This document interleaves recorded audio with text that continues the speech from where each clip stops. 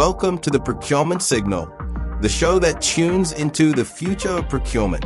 In every episode, we dive straight into how modern teams are transforming supplier relationships, elevating vendor management, tackling supplier risk, and driving real sustainability impact.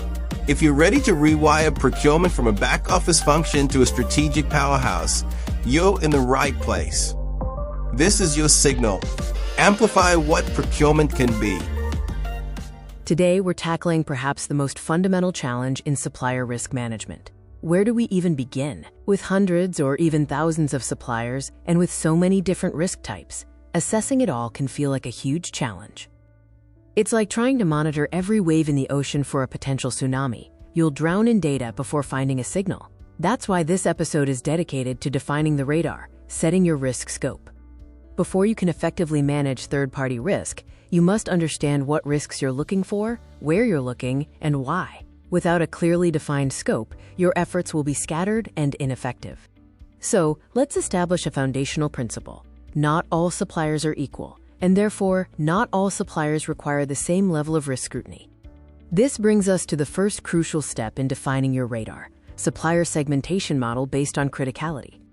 Many organizations fall into the trap of a one-size-fits-all approach, sending the same questionnaire to all suppliers. This quickly leads to survey fatigue and a massive backlog of unanalyzed data. Instead, we need to strategically segment our supplier base. I like to think of it in tiers, almost like concentric circles around your core business. Think about it. The local coffee shop versus your sole source provider for a critical component. The risk profile and required scope of assessment are dramatically different. Following the establishment of your supplier segmentation model, the next step is to define the what. What type of due diligence will be conducted for every supplier segment?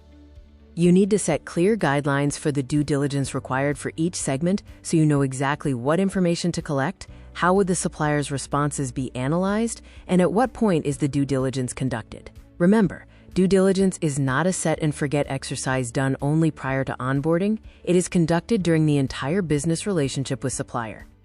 You do this because risk is not static, it is constantly evolving with time. For instance, all your Tier 1 suppliers receive a risk questionnaire. However, when it comes to Tier 2 suppliers, you may define to send the risk questionnaire only to Tier 2 supplier with a spend of over a certain amount, say $100,000. In addition, no Tier 3 supplier receives the risk questionnaire, and only passive risk intelligence screening is performed on all Tier 3s. The reason for this targeted approach is to efficiently utilize your internal resources. Why chase 100 suppliers when only 10% truly require deep risk assessments? Finally, once you have defined the due diligence for every supplier segment, the next step is to establish the acceptance and escalation criteria for the due diligence conducted. For example, you may define a rejection criteria such as all new Tier 1 suppliers with a high financial risk rating will be rejected. Such criteria, when defined well, gives clarity to your stakeholders, avoiding subjective disagreements. This step is very important so that you can establish transparency with the business stakeholders on what is considered acceptable versus unacceptable risk. The clarity on acceptance and escalation criteria will be greatly appreciated by the business, ensuring everyone is on the same page regarding risk.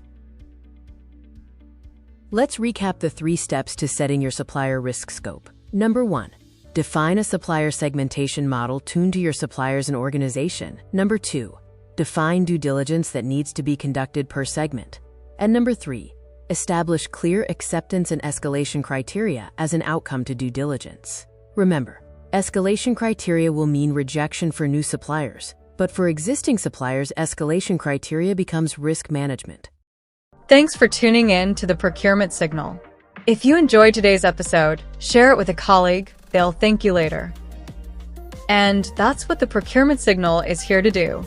Amplify the real value of procurement and help teams everywhere step into their strategic power. Thanks for tuning in. If you enjoyed this episode, subscribe, share it with your team, and join us next time on another transformative procurement topic. Click on the link in the podcast notes or comment section to get your free PDF for this episode. Stay curious and keep tuning into the signal.